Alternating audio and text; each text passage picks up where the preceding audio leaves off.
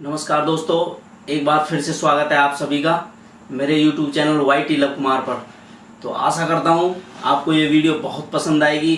कृपया बने रहिए इस वीडियो के साथ, क्योंकि आज मैं आपको कुछ ब्लॉग्स और ब्लॉगर्स जो न्यू ब्लॉगर्स होते हैं उनके डिटेल्स के बारे में बताऊँगा। कुछ पॉइंट्स बताऊँगा कि नए ब्लॉगर्स के सामने क्या क्या मुसीबत सामने आती है, उनको आज मैं छोटे छोटे से पॉइंटों को क्लियर करूँगा। तो चलिए चलते हैं वीडियो की तरफ। अगर आप मेरे चैनल पर नए हो तो प्लीज़ मेरे चैनल को सब्सक्राइब कर लें। अगर वीडियो अच्छी लगे तो लाइक करना, अगर अच्छी नहीं लगे तो डिसलाइक कर देना, ताकि मुझे पता चल जाए कि मैं आपके लिए कितना हेल्पफुल हूँ या नहीं। जो ब्लॉग स्टार्ट कर रहे हैं उनके लिए मैं 3 स्टेप बताऊंगा। सबसे पहले 3 स्टेप जो ब्लॉग स्टार्ट करना चाहते हैं।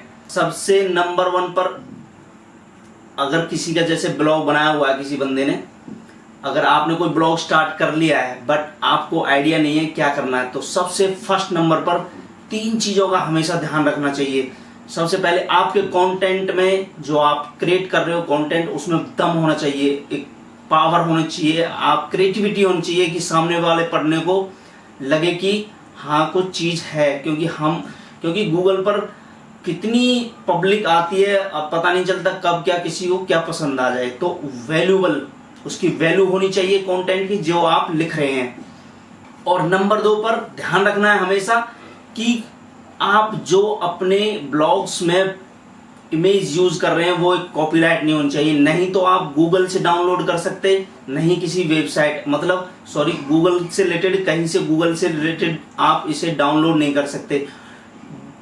आप देख सकते हो बहुत सारी वेबसाइट हैं, या फिर खुद की क्रिएटिविटी करके आप एक इमेज तैयार कर सकते हो। क्योंकि अगर वो इमेज, ब्लॉग वाली जो इमेज है, अगर वो कॉपीराइट है तो गूगल उसे कभी भी प्रमोट नहीं करेगा। तो बहुत सी और सारी वेबसाइट हैं जो मैं आपको बता दूंगा। जैसे फॉर एग्जांपल पिक्सल वेबसाइट है, उस पर आप हजारों वीडियो फुटेज कैसी ले सकते हो, तो वहां से आप डाउनलोड कर सकते हो, बट गूगल से नहीं करना है।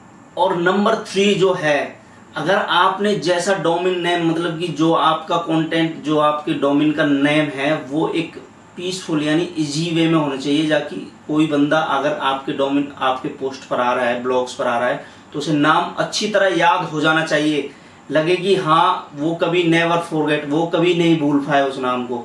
हमेशा ब्लॉग का नाम 2 वर्डों में होना चाहिए, 2 से ज़्यादा नहीं, क्योंकि उसमें ट्रैफिक आ जाता है, बंदे को रीड करने में प्रॉब्लम हो जाती है।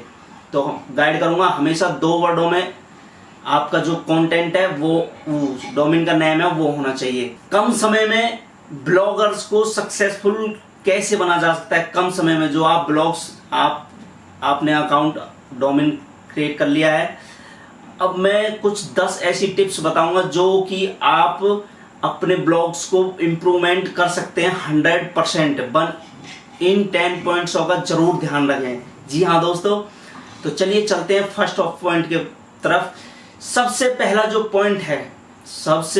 पॉइंट है मैं आपको बताऊंगा कि आप सबसे पहले ये डिसाइड करें कि मुझे ये ब्लॉग्स एक चैलेंज के रूप में करना है। तो सबसे पहले यही ठान ले, सेल्फ योर चैलेंज, मतलब अपने आप को एक चैलेंज दो कि हाँ मैं ये कर सकता हूँ। फर्स्ट ऑफ ऑल, अगर आप कर सकते हो तो कर सकते हो 100%। बाय द वे क्या होता है, कुछ 2-4 बहुत से लोग होते हैं 2-4 पोस्ट क्रिएट किए और बोलते हैं कि व्यूज नहीं आ रहे हैं या फिर कुछ नहीं आ रहा, तो वो उनका दिल टूट जाता है। तो फर्स्ट ऑफ ऑल सेल्फ, अपने आप को तैयार करो, रेडी करो, ये फर्स्ट पॉइंट है।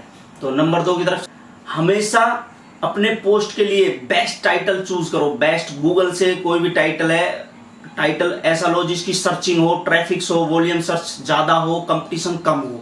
तो इससे क्या होगा, आपके ब्लॉग्स पर गूगल से बहुत से बंदे विजिट करेंगे, तो उन्हें लगेगा कि हाँ ये भी कोई ब्लॉग्स है, आपके ब्लॉग्स में इंटरेस्ट ले रहे हैं। मैंने जो बताया था, ब्लॉग्स जो टाइटल है, उसका जो टॉपिक है, उसका वजन वैल्यूबल टॉपिक होना चाहिए, तभी आप रैंक करोगे।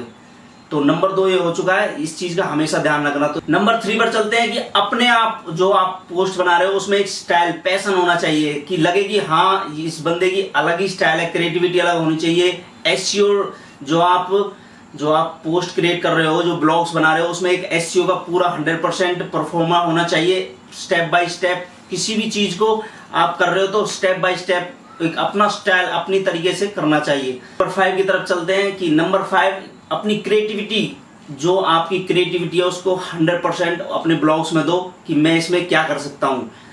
जो क्रिएटिविटी अगर आपके ब्लॉग्स के अंदर है तो मैं 100% गारंटी दे रहा हूँ सामने वाले को, जो आपके ब्लॉग्स पर विजिट करेगा वो 100% आपको लाइक करेगा। नेक्स्ट स्टेप की तरफ, अगर आपका ब्लॉग्स रेडी है, अगर आपने कुछ ब्लॉग्स क्रिएट किए हुए हैं, कुछ पोस्ट क्रिएट किए हुए हैं, तो आप अंदाजा लगाओ उनमें से कि आपके जो व्यूअर्स हैं वो क्या पसंद कर रहे हैं। किसी उन पोस्ट जो आपने पोस्ट डाली है उनमें से देखो कि किस पोस्ट पर सबसे ज्यादा व्यूज है। आप उसी से रिलेटेड अगर काम करोगे तो 100% आपको सक्सेस मिलेगी।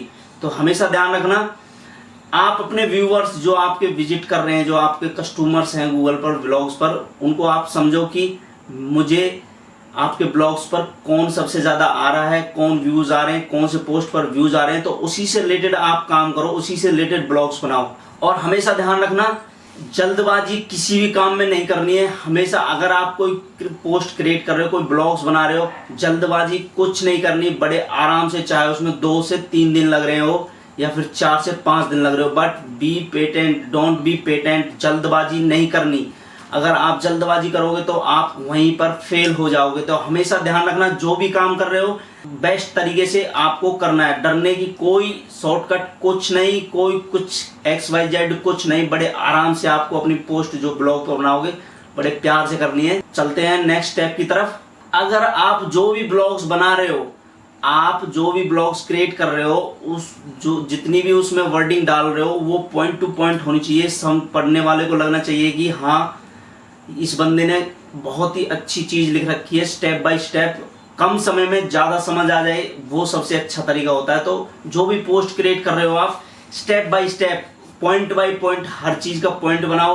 अगर आपके पॉइंट्सों में कोई चीज टॉपिक है तो उसके पॉइंट्स डिवाइड करो। पॉइंट्सों में मेरा मतलब है कि पॉइंट्सों में जो भी एक्सप्लेन कर सकते हो आप, तो स्टेप बाय स्टेप आप ये काम कर सकते हो। तो आपसे जो विजिटर होंगे उसको बहुत आसानी होगी आपके ब्लॉग्स को पढ़ने में। तो इससे क्या होगा, इससे भी आपकी रैंक बढ़ेगी। तो चलिए चलते हैं नेक्स्ट स्टेप की। सपोज करो बहुत से क्रिएटर्स, ब्लॉगर्स क्या करते हैं कि हमारा जो पोस्ट है वो कंप्लीट हो चुका है और पब्लिश कर देते हैं। बट मैं सबसे मेन पॉइंट आपको यही कहूंगा, अगर आपका ब्लॉग जैसे आपने पूरा कंप्लीट कर लिया है तो उसे पब्लिश करने से पहले एक बार बी केयरफुल। अगर आप मेरे चैनल पर नए हो तो प्लीज मेरे चैनल को सब्सक्राइब कर लें।